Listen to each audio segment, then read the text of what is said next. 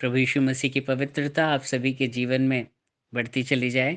मैं शिव शंकर तिवारी आज एक और विषय बाइबल से आपके सामने रखना चाहता हूँ। ये विषय है पहला तीमुथियुस उसका 5वां अध्याय और उसकी 22वीं आयत से।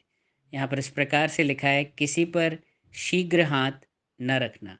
हमने बहुत बार देखा होगा कि लोग जब प्रार्थना करते हैं तो अपने हाथों को सामने वाले व्यक्ति के सर पर रखकर प्रार्थना करते हैं।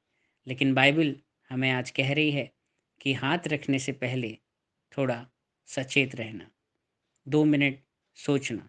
क्यों बाइबल हमें इस बात को बोल रही है कि किसी पर भी हाथ रखने में शीघ्रता नहीं करना? इसके पीछे कारण ये है कि हाथ रखना एक इम्पार्टेशन की प्रक्रिया को बताता है। इम्पार्टेशन का मतलब ये है कि अपने एक पार्ट को किसी दूसरे व्यक्ति के अंदर भेजना या ट्रांसफ़र करना। आपको इस बात को समझना है कि जिसके ऊपर आप अपनी महिमा को, जो परमेश्वर ने आपको दी है, आप देने जा रहे हैं या उस महिमा को शेयर करने जा रहे हैं, उस अभिषेक को शेयर करने जा रहे हैं, एक स्पिरिचुअल कनेक्टिविटी आप उसके साथ बैठा रहे हैं, तो क्या वो इंसान पूरी तरीके से पाप को छोड़ने का मन बना चुका है?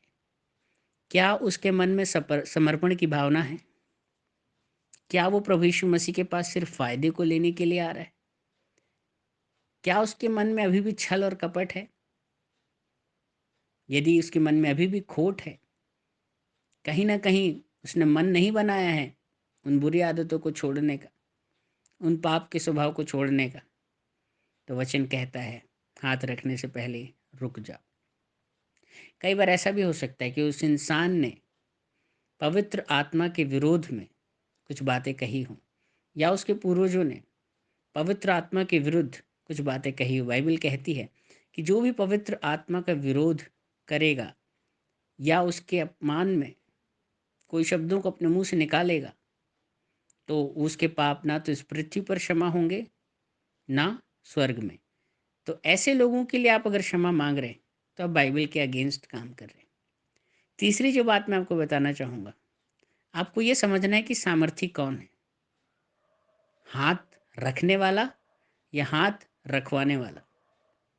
है ना? हम सब इस बात को जानते हैं कि दुष्ट शक्तियाँ, यदि आप कमज़ोर हैं, तो आप पर भी हावी हो सकती हैं। कई बार ऐसा देखा गया है कि लोग हाथ रख कर प्रार्थना करते हैं और वो जो दुष्ट आत्मा उस व्यक्ति को परेशान कर रही थी, जो बीमारियाँ उसके अंदर थीं, वो हाथ रखने वाले के अंदर भी आ सकती हैं।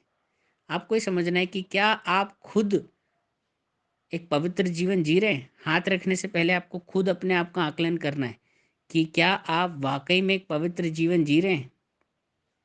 कहीं पाप आपके खुद के अंदर तो नहीं है?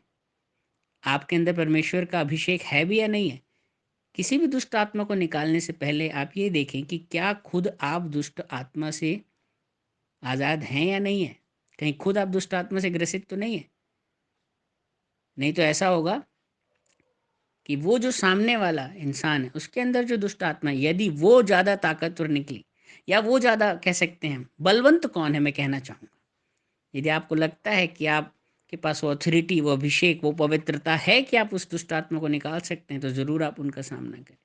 और यदि उस इंसान ने समर्पण किया है, तो ज़रूर आप उसे अपनी कह सकते हैं कि अभिषेक की जो प्रार्थना है, उसके द्वारा आप आशीषित करें।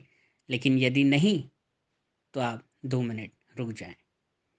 प्रभु यीशु मसीह आपको खुद पहले अपने आप को तैयार करने के लिए, पवित्र करने के लिए, अभिषिक्त करने के लिए, उस अभिषेक को प्राप्त करने के लिए इस वचन के द्वारा आपको आज जागरूक करना चाहता है। हाथ रखकर प्रार्थना करने में कोई बुराई नहीं है, लेकिन उसके पहले हमें कुछ मूलभूत बिंदुओं का ध्यान रखना है, जो मैंने आपके साथ शेयर करी। प्रभु यीशु मसीह इस वचन के द्वारा आपको आशीषित करे। प्रभु यीशु मसीह की महिमा आप सभी के जीवन में होती रहे। Praise the Lord.